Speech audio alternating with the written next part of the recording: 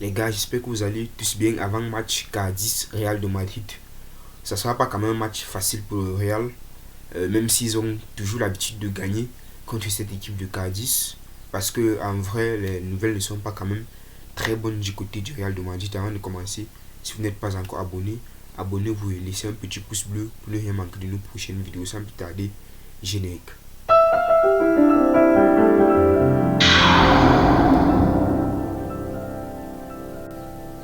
Oui, je sais que vous allez dire que bon, on va faire comme s'il ne s'était jamais rétabli. Mais sauf que le retour de Vinicius a été très bénéfique au Real de Madrid dans la mesure où Bellingham avait l'occasion de souffler un peu plus.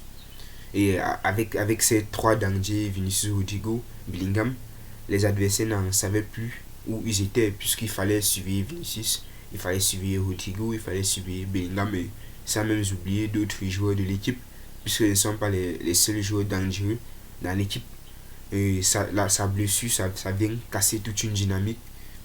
Et je crois que ça va beaucoup faire mal au Real, vu qu'actuellement ils sont deuxième de la Liga et ils sont toujours à la course du titre. Ils cherchent toujours la première place et il y a aussi la Champions League qui vient aussi. Et voilà que Vinicius se blesse. Je crois que ça va quand même faire beaucoup mal à cette équipe du Real de Madrid. Et ce match pourrait quand même être un match piège pour le Real de Madrid, un match très compliqué pour le Real de Madrid. Si vous pensez le contraire, si vous pensez que le Real va marcher sur l'eau, si vous pensez que le Real va gagner très facilement cette rencontre, n'oubliez pas de le dire en commentaire. Parce qu'après, au bout d'un moment, à l'absence de Vinicius Junior, on sentait de plus en plus un manque d'inspiration de la part du Real de Madrid. Bellingham commençait déjà à atteindre ses limites.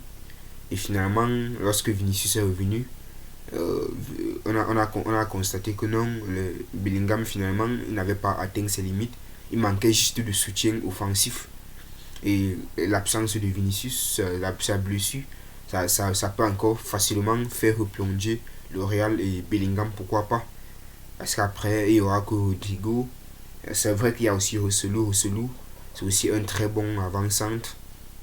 Mais bon, ça sera quand même un match très compliqué. N'oubliez pas de suivre la vidéo jusqu'à la fin. À la fin, on va essayer de donner un petit peu un 11 type. Lorsqu'on voit quand même les dernières rencontres du Real contre cette équipe de Cadiz, on voit qu'il ne gagne pas quand même tant que ça. En 5 matchs joués, c'est 3 victoires pour le Real et 2 matchs nuls. On voit que durant ce match, Cadiz peut aussi avoir son mot à dire. Même si le Real, on les connaît, ils vont vouloir tout faire pour prendre la première passe, mais bon, ça reste quand même un match compliqué. On ne peut pas juste juger un adversaire par les statistiques. On dit souvent que le ballon est rond, n'importe qui peut gagner. Aussi, il y a des fois aussi les stats ne servent à rien. C'est pour ça il va falloir se concentrer uniquement sur le terrain. Donc comme compo pour ce match, comme gardien de but, je veux voir Lumine. Déjà parce que Lumine c'est un très bon gardien et à l'absence de Courtois, et il a su prouver que non, il mérite aussi bien sa place de titulaire que Courtois. Et en défense centrale, j'aimerais voir Rudiger et Nacho. Vous savez, Nacho c'est un très grand défenseur. C'est vrai que depuis l'arrivée de Rudiger, de Militao, Nacho est un peu plus mis dans l'ombre et lorsqu'on comprend Nacho, on croit que non, il n'est pas performant.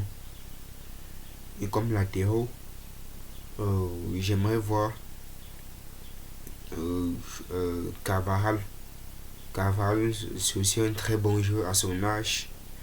C'est un joueur qui est pas vraiment à son poste. Et de l'autre côté, j'aimerais voir Fernand Mendy. Au milieu de terrain, j'aimerais voir